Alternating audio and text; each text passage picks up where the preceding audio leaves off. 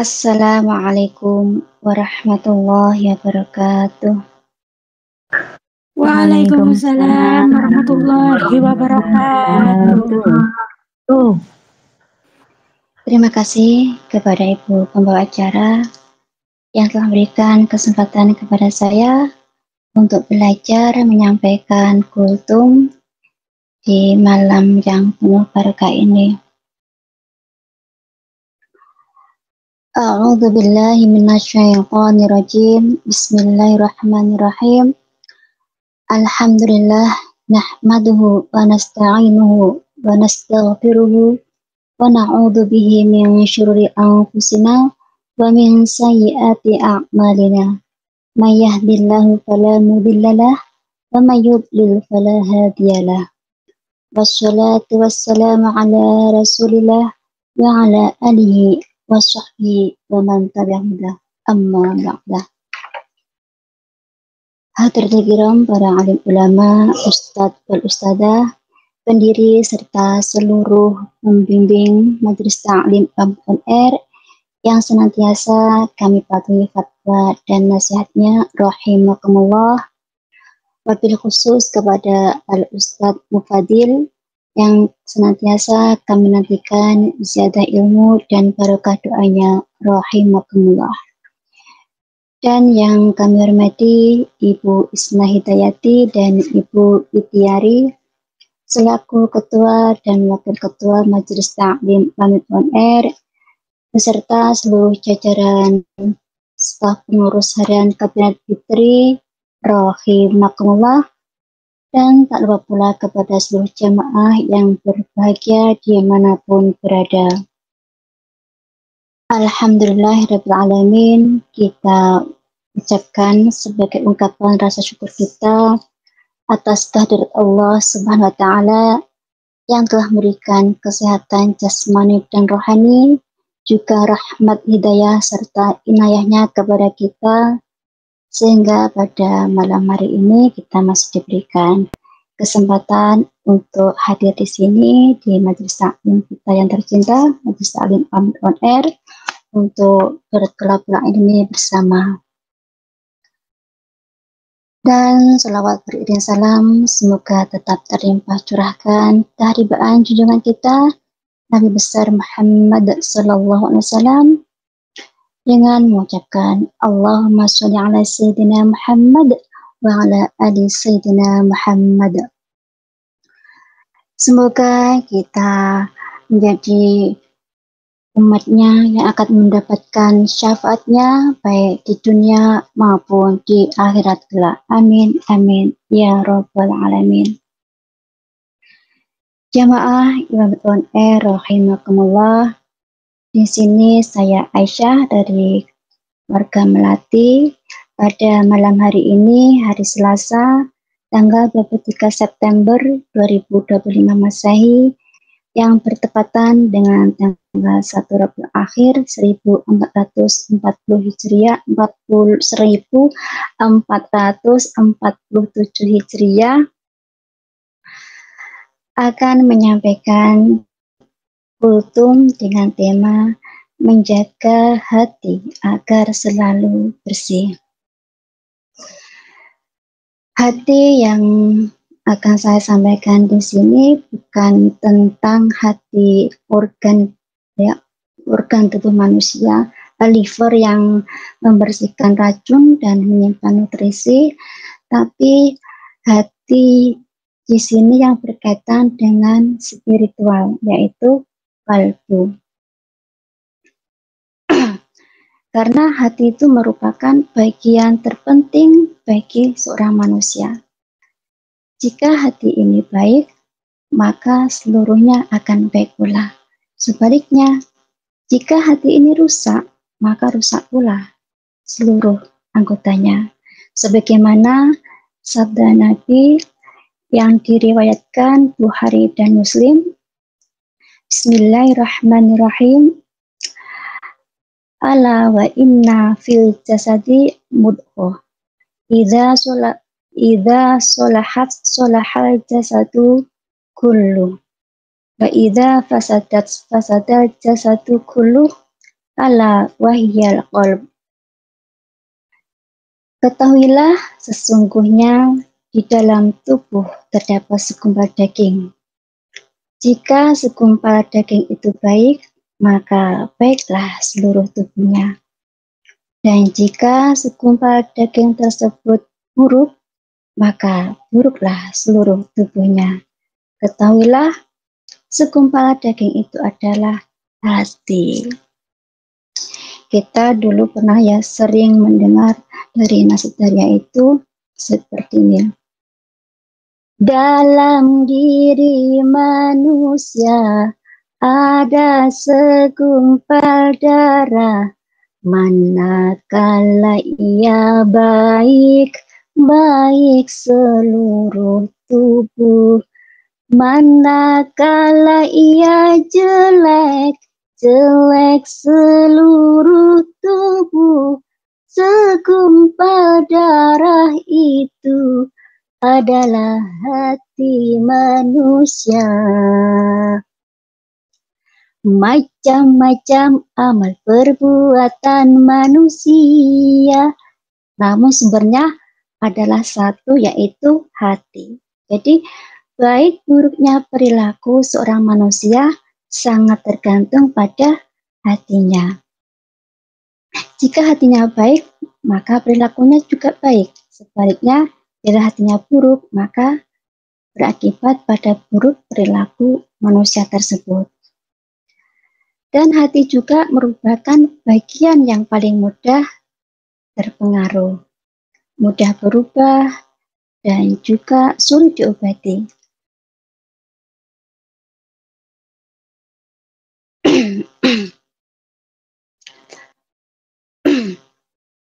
Dan ini pun tak heran bila para ulama tasawuf memiliki perhatian besar terhadap urusan hati, yaitu salah satunya yaitu Imam Al-Ghazali menyatakan siapapun yang hendak menata laku amalnya, maka mulailah dengan menata hati.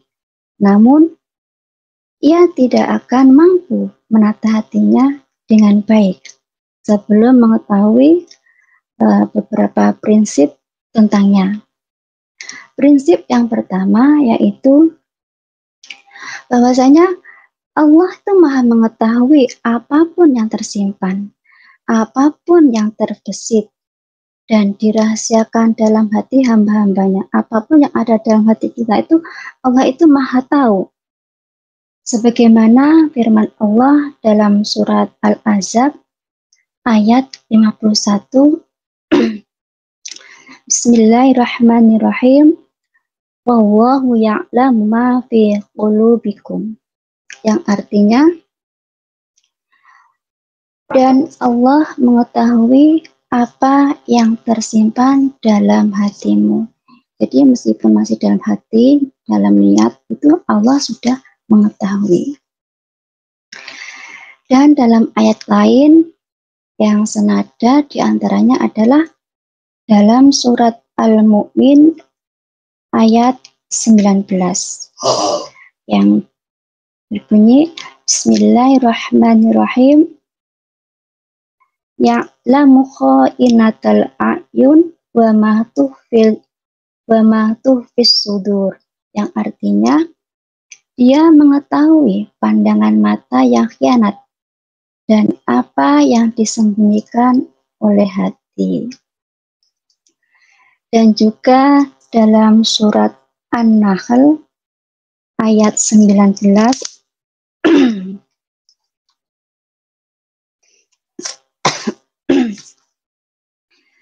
Bismillahirrahmanirrahim.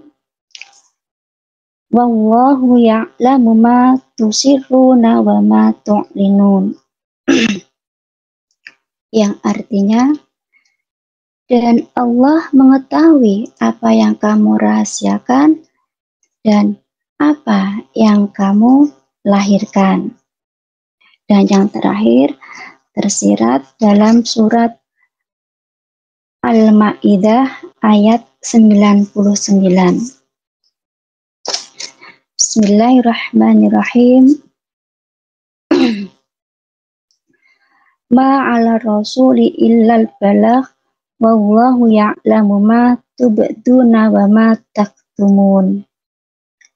Yang artinya kewajiban Rasul tidak lain hanyalah menyampaikan, dan Allah mengetahui apa yang kamu lahirkan dan apa yang kamu sembunyikan. Namun intinya itu siapapun yang sudah sampai pada hakikat ini tidak akan berani menyimpan atau merahasiakan sesuatu yang tidak baik dalam hatinya. Sebab semuanya diketahui secara pasti oleh Allah Subhanahu wa Ta'ala. Dan prinsip yang kedua adalah Allah itu tidak memandang rupa, wajah, atau kulit hambanya.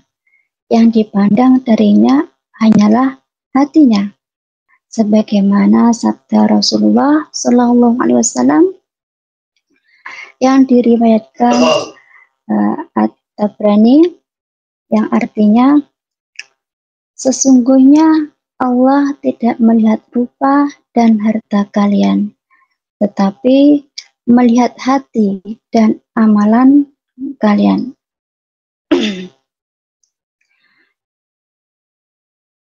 Siapa saja yang memiliki hati yang bersih, maka Allah menaruh simpati padanya. Kalian hanyalah anak cucu Adam. Tetaplah yang paling mulia di antara kalian di sisi Allah adalah yang paling takwa. Jadi Allah itu tidak menilai dari rupa kita, tetapi dari ketakwaan kita. Jamaah yang rahimakumullah, prinsip yang ketiga yaitu hati itu ibarat raja, sedangkan anggota tubuh lain ibarat rakyat yang mengikutinya. Jika yang diikuti baik, jika rajanya itu baik, maka pengikutnya pun akan baik pula. Jika pemimpinnya lurus, maka rakyatnya juga lurus. Namun ada kalanya pemimpin lurus, rakyatnya terkadang tidak lurus. Apalagi pemimpinnya tidak lurus. Rasulullah SAW menyatakan yang artinya, ingatlah bahwa dalam tubuh itu ada segumpal daging. Jika daging itu baik, maka baik pula seluruh tubuh. Jika daging itu rusak, maka rusak pula seluruh tubuh. Daging tersebut adalah hati. Sebagaimana yang tersebut di atas tadi. Nah, dan demi menjaga setiap amalan tetap baik, maka siapapun harus menjaga dan selalu memperbaiki keadaan hatinya. Dan prinsip yang keempat, bahwasanya hati adalah gudang, ya, gudang berbagai macam permata berharga dan makna-makna penting bagi seorang hamba. Permata pertama itu adalah akal, sedangkan permata paling mulia adalah makrifat kepada Allah, yang merupakan sebab kebahagiaan dunia dan akhirat. Permata berikutnya adalah mata hati, yaitu basyirah, yang menjadi modal untuk mendekatkan diri dan menghadap kepada Allah Subhanahu wa Ta'ala. Dengan niat yang tulus dan ketaatan, sekaligus yang menjadi faktor penentu tercapai dan tidaknya pahala kekal di sisi Allah. Dan prinsip yang kelima yaitu hati itu memiliki beberapa keadaan, ya. Contohnya ya, hati itu selalu menjadi sasaran serangan lawan. Dalam hal ini adalah serangan dari setan.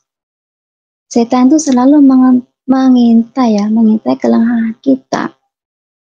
Ketika pemiliknya berzikir, setan sedikit menjauh darinya. Namun ketika pemilik hati lalai, setan kembali membisikinya. Dan di saat yang sama, hati juga menjadi tempat turunnya bisikan baik, terutama ilham dan bisikan malaikat, sehingga hati tidak terlepas dari dua sumber bisikan tersebut. Nah, kesibukan hati itu jauh lebih banyak ya dari kesibukan anggota tubuh yang lain. Jadi kayak hati itu kayak berbicara ya, kayak jagungan dewi ya, pernah kan seperti itu. Dan itu pun juga sering terjadi pada diri kita ya. Bagaimana tidak, karena akal dan hawa nafsu itu berada di dalamnya. Nah, dan tak heran hati menjadi tempat pertarungan antara dua pasukan besar, yaitu pasukan nafsu serta bala tentaranya dan pasukan akal beserta bala tentaranya juga. Nah, khawatir atas bisikan yang datang ke dalam hati jumlahnya itu sangat banyak. Bisikan itu ibarat anak panah yang diarahkan kepadanya, yaitu bagaikan air hujan yang terus menghujaninya baik siang maupun malam. Seorang ulama pernah mengatakan, dalam sehari semalam, hati tidak kurang menerima 70.000 bisikan. Nah, 70.000 bisikan, baik bisikan baik maupun bisikan yang buruk. Jamaah pernah nggak menghitung berapa bisikan yang ada dalam hati, dalam diri kita ini? Pernahkah atau bisa menghitungnya?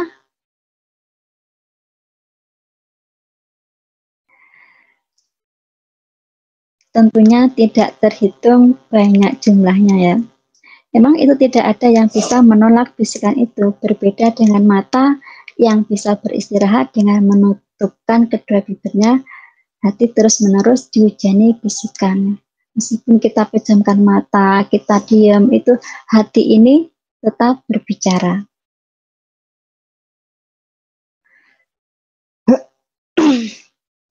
Nah,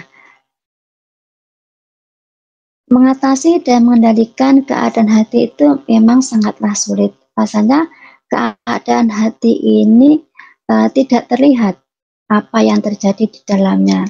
Terkadang tidak bisa dirasakan sampai akibatnya benar-benar terlihat.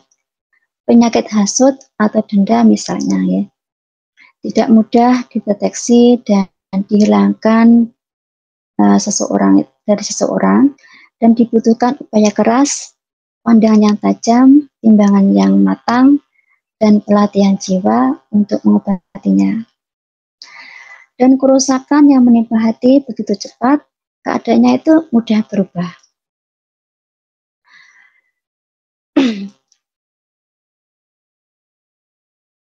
Nah, itulah tadi 5 prinsip dalam menjaga hati agar selalu bersih. Semoga Allah senantiasa meneguhkan hati kita semua untuk selalu berada dalam kebaikan, dan semoga kita mampu menjaga hati agar selalu bersih dari berbagai penyakit.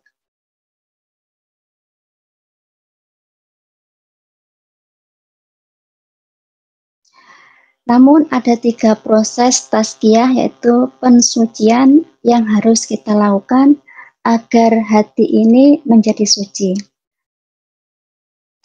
Yang pertama yaitu muraqabah. Apa itu muraqabah? Muraqabah yakni menumbuhkan keyakinan dan kesadaran dalam hati bahwa kita berada di bawah pengawasan Allah Subhanahu wa Ta'ala setiap saat.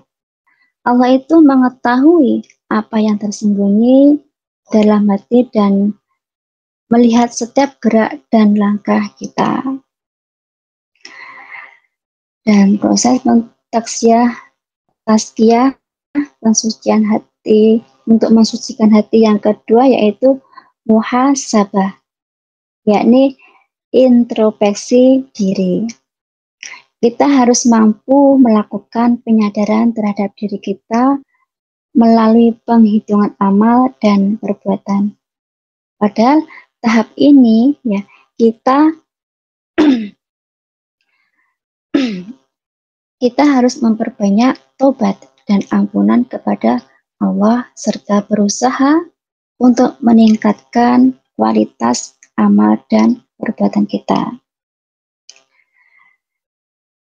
Dan pensucian hati kita yang ketiga yaitu mujahadah. Apa itu mujahadah? Mujahadah yakni sebuah perjuangan spiritual, ya perjuangan rohani dengan mengerahkan segala potensi dalam rangka menjalankan tugas-tugas pengabdian kita kepada Allah SWT serta menyingkirkan setiap hambatan-hambatan yang berusaha menghalangi pengabdian kita kepada Allah SWT. Dan pada tahap inilah dibutuhkan istiqomah, ketekunan, dan kesabaran. Sekali lagi saya ulang, 3 proses tazkiyah, ya pensucian yang harus dilakukan agar hati kita suci, agar hati kita bersih, yaitu pertama muraqabah, yang kedua muhasabah, dan yang ketiga adalah mujahadah.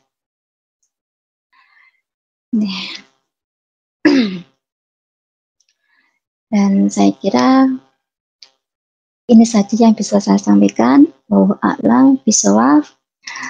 Mudah-mudahan apa yang saya sampaikan sedikit ini karena kefakiran ilmu saya membawa manfaat bagi kita semuanya. Apabila ada kesalahan, kekhilafan, itu karena kebodohan saya, ada benarnya itu datanya dari Allah Subhanahu wa taala. Dan kepada Allah saya mohon maghfirah.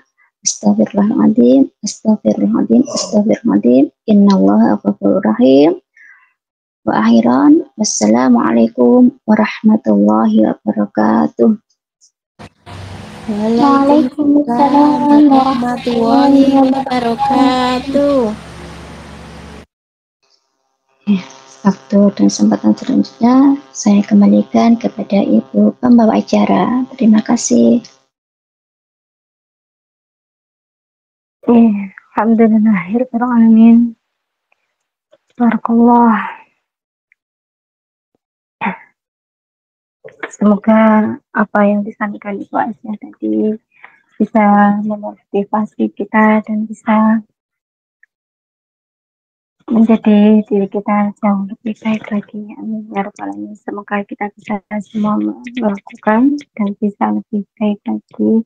Saya ucapkan terima kasih kepada Ibu Nur Aisyah. Jamaah rahimallah, acara selanjutnya yaitu ajaran kajian inti dan tanya jawab. Namun sebelumnya mari kita sapa terlebih dahulu kepada Al-Ustaz. Jamaah dibuka mushafin pun. Assalamualaikum warahmatullahi wabarakatuh. Waalaikumsalam warahmatullahi wabarakatuh.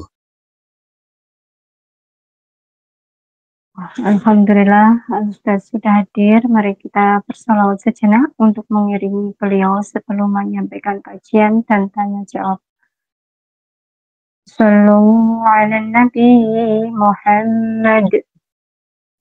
Allahumma shalli wa sallim wa barik ala alihi. Ya Nabi sallallahu alaika ya Rasulullah ya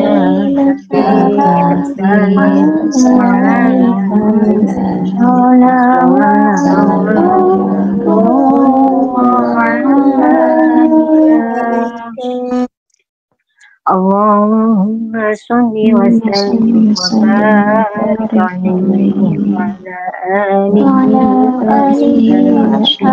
alihi. Kepada Al-Ustaz, dengan segala hormat, kesempatan, waktu, dan tempat sepenuhnya saya persilahkan. Monggo Ustaz. Assalamualaikum warahmatullahi wabarakatuh. Waalaikumsalam warahmatullahi wabarakatuh. A'udzu billahi minasy syaithanir rajim. Bismillahirrahmanirrahim. Alhamdulillahi rabbil alamin. Alhamdulillahilladzi ja'ala al-'ilma rabba'an sifatil kamaliyah. Asyhadu an la ilaha illallah wahdahu la syarikalah. Asyhadu anna Muhammadan 'abduhu wa rasuluh. Sallallahu ta'ala bi jami'i kamalatil ubudiyah wa sallallahu ala sayyidina Muhammadin ladzi manallahu ta'ala balbahu sallallahu alaihi wasallam min jalalil a'la jalla wa ala wa ayyanahu sallallahu alaihi wasallam min jamalil asnaf sallallahu alaihi wasallam masruran mansuran wa ala alihi wa ashabihi wasiddiqina ala nahjihi fanadu khairan wafiran mabahdu. Hadratul kiram, para pendiri, pembina Dewan Syuro, Dewan Asatidah, Ketua Unit On Air, serta jajaran pengurus hariannya, Ketua Kelompok Belajar, serta jajaran pengurus hariannya juga, teman-teman jemaah Unit On Air, dimanapun teman-teman semuanya berada, dari Kaohsiung sampai Taipei, atau bahkan juga ada yang tidak saya sebutkan satu persatu, mohon maaf, tidak mengurangi rasa kecintaan, rasa kerinduan kami kepada teman-teman semuanya. Yang jelas, yang pertama, yang utama, marilah kita selalu senantiasa merasa atau selalu mensyukuri daripada nikmat Allah Subhanahu wa Ta'ala, di mana pada malam hari ini kami semua masih diberikan antara lain nikmat iman, nikmat Islam, nikmat sehat, nikmat sempat, dan berbagai macam nikmat yang Allah telah limpahkan kepada kita semua. Sehingga alhamdulillah, khususnya saya pada malam hari ini bisa berkumpul dengan teman-teman semuanya, Majelis Ta'lim Unit On Air yang kita cintai bersama.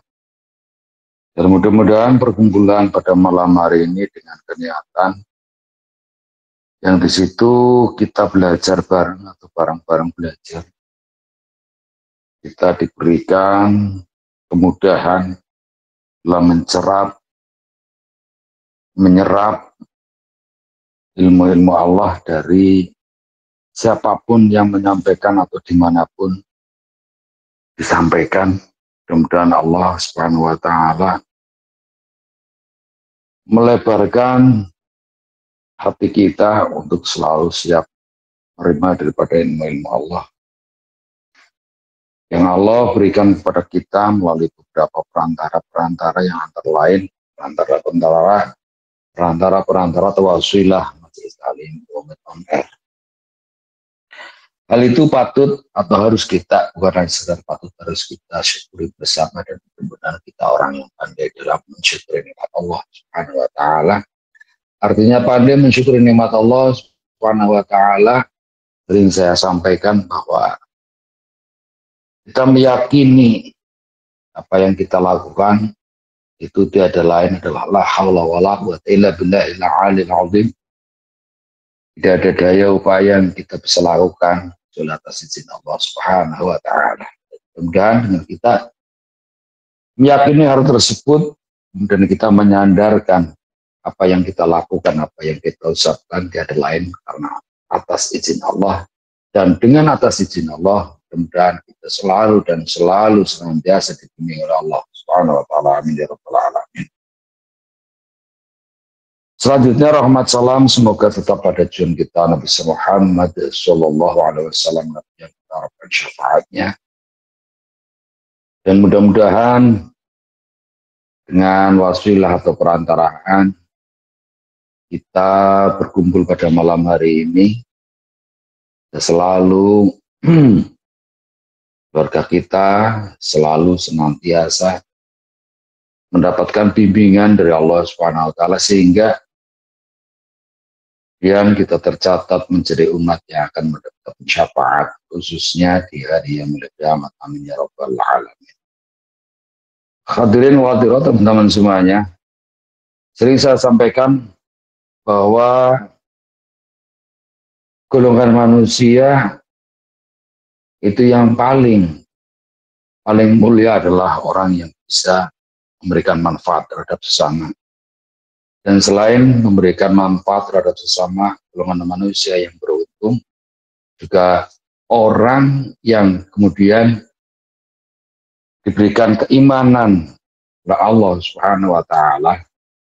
Sebab kita ketahui bersama iman itu ada kalanya yazhabu yanqusu. Ada kalanya iman itu kurang, bertambah, dan bahkan menghilang. Yazhabu yanqusu, yazidu yazhabu yanqusu. Dan karena adanya iman yang kurang, itu mungkin karena kita tidak pandai dalam menjaga segala perilaku dalam hidup kita. Sehingga iman yang Allah berikan akhirnya kemudian di situ berkurang. Dan berkurangnya iman itu biasanya karena kita tidak pandai untuk muraqabah, atau kita tidak pandai dalam menjaga diri kita sendiri. Dan dalam menjaga diri kita sendiri tentu berkaitan dengan akal, berkaitan dengan khauf atau ada rasa takut, dan berkaitan juga dengan roja atau ada harapan yang penuh terhadap Allah Subhanahu Wa Taala. Khauf, ada rasa takut kita ditinggalkan oleh Allah karena kita meninggalkan Allah. Ada rasa roja atau pengharapan segala apa yang kita lakukan diridhoi oleh Allah dan mendapatkan pahala, baik pahala di dunia maupun pahala di akhirat. Karena pada dasarnya apabila kita di situ berusaha dan selalu berusaha untuk hati kita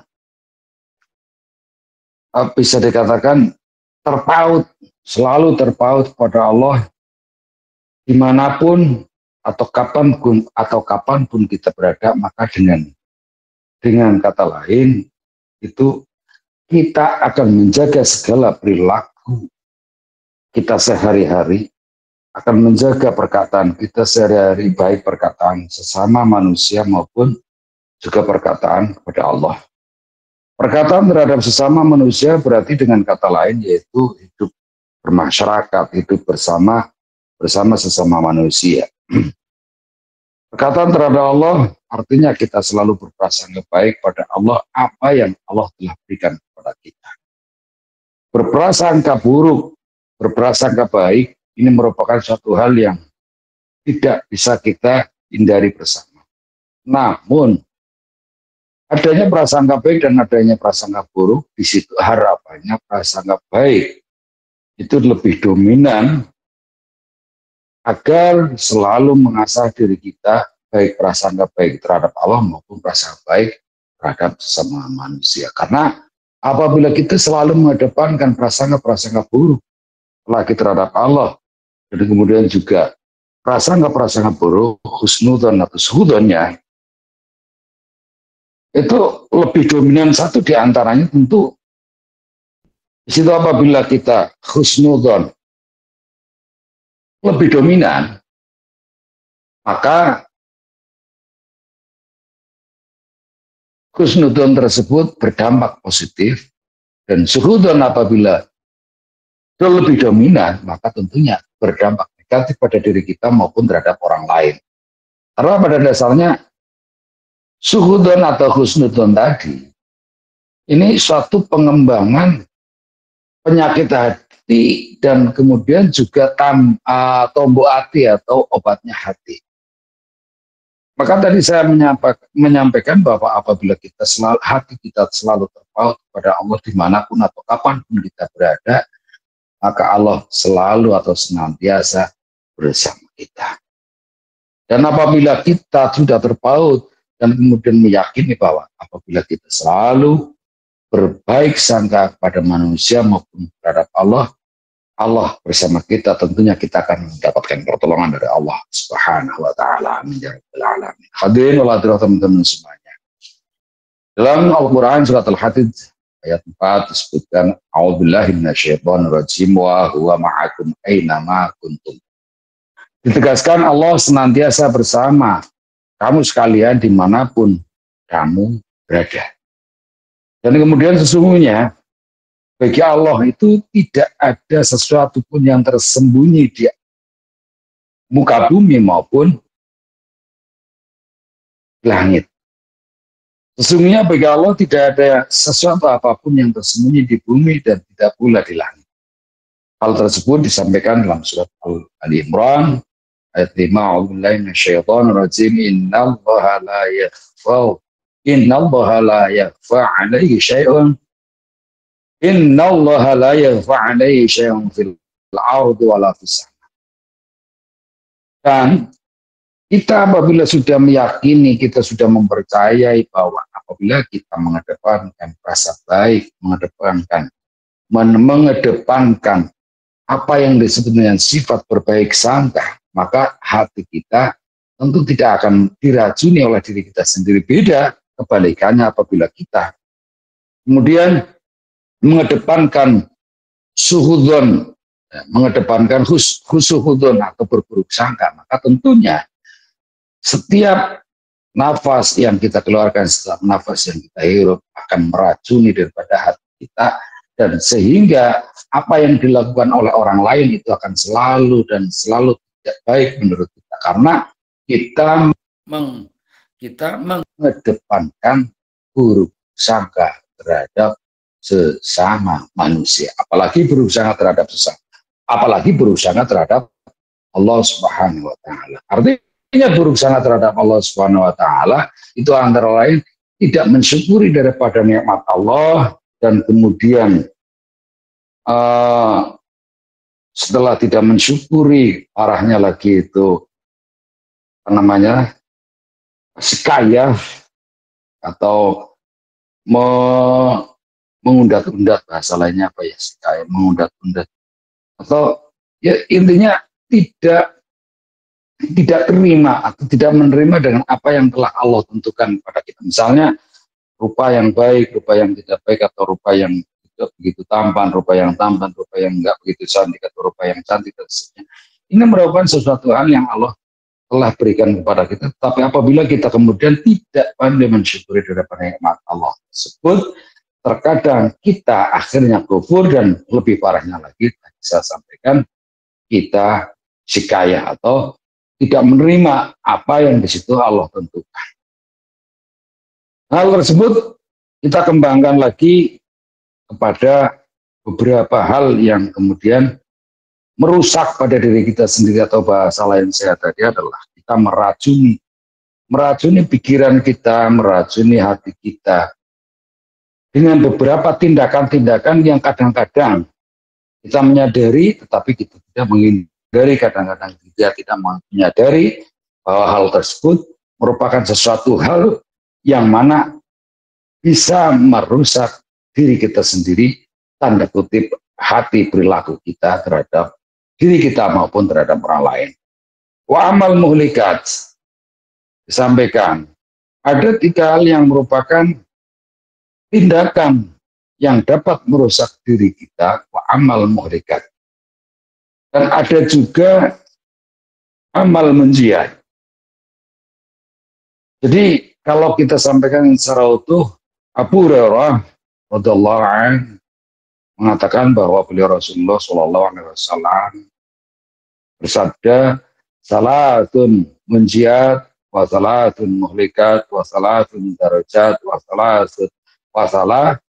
salatun kafarat.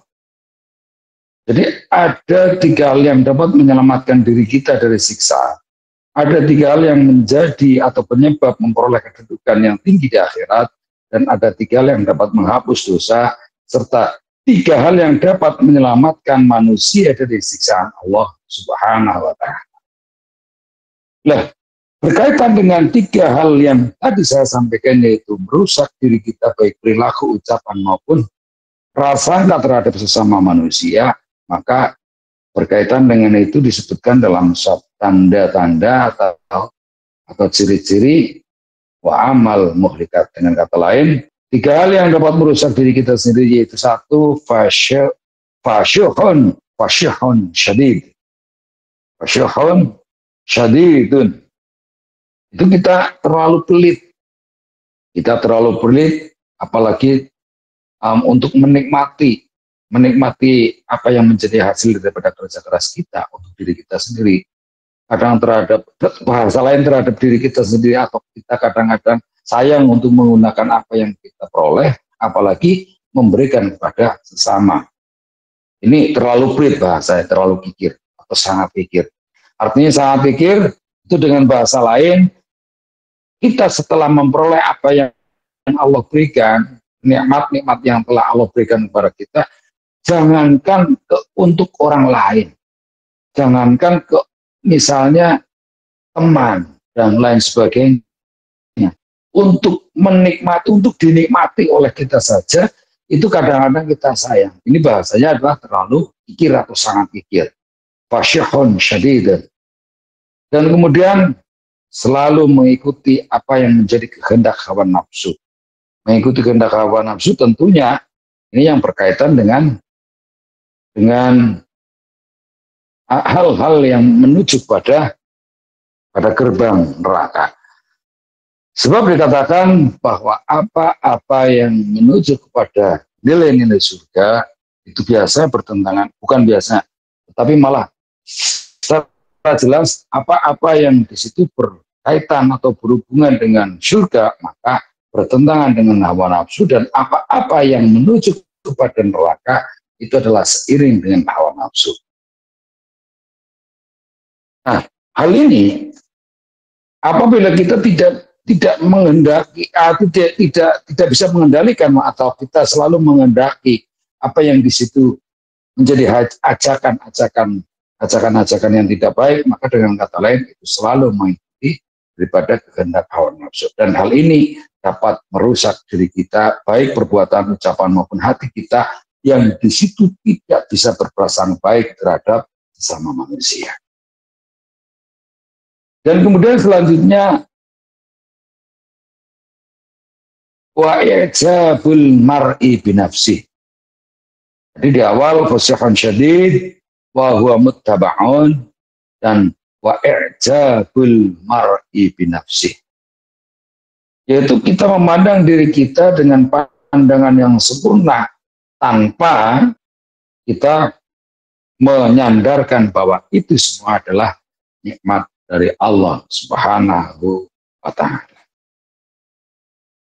Jadi apabila kita kemudian sangat kikir dan kemudian memandang diri kita memandang diri kita lebih baik daripada orang lain, dan setelah itu kita selalu mengikuti daripada ajakan-ajakan hawa nafsu, maka di situ pada dasarnya itu merupakan sesuatu yang merusak diri kita. Kembali kepada tidak mensyukuri daripada nikmat Allah Subhanahu wa ta'ala atau kufur nikmat, dan lebih parahnya tadi saya katakan syikayah. Itu hanyalah syikayah itu menceritakan bahasanya, menceritakan nasib buruk pada orang lain, tapi hati kita tidak ridho, tidak sabar karena kemudian menjawab daripada pertanyaan-pertanyaan atau apa yang kita lakukan. Nah, kalau ada yang bertanya misalnya apa hukumnya kufur nikmat, tentu tidak boleh. Kalau ada yang bertanya, apa itu sikaya dan hukumnya bagaimana, itu juga haram. Karena menceritakan nasib buruk atau kesialan kita kepada orang lain dan kemudian di situ tidak gitu dengan ketentuan Allah Subhanahu wa taala dan berdampak pada tadi yang disebut dengan merusak atau meracuni daripada pikiran, hati serta perbuatan kita depannya. Maka naudzubillah agar kesimpulannya agar kita selalu bisa menjaga tindakan, menjaga lisan, menjaga pikiran, menjaga hati agar menjadi seseorang mukmin yang mana mukmin atau muslim yang di situ alamatu syahadah atau orang yang kategori orang yang beruntung, maka kita berusaha untuk selalu mengedepankan rasa atau mengedepankan prasangka baik terhadap sesama manusia dan juga terhadap sesama terhadap Allah Subhanahu wa taala. Hadirin wa hadirat teman-teman semuanya. Jadi apa yang tadi disampaikan merupakan sekilas dari beberapa hal, yang di situ pada dasarnya masih banyak sekali penyampaian-penyampaian yang terkait dengan kalau bahasanya Hakim itu manajemen kolbu. Tapi di situ walaupun sedikit harapan saya bisa untuk introspeksi saya pribadi dan kemudian juga bisa untuk introspeksi kita bersama-sama. Kemudian manfaat untuk saya pribadi dan manfaat untuk teman-teman semuanya. Maaf setelah khilaf. Assalamualaikum warahmatullahi wabarakatuh. Waalaikumsalam warahmatullahi wabarakatuh.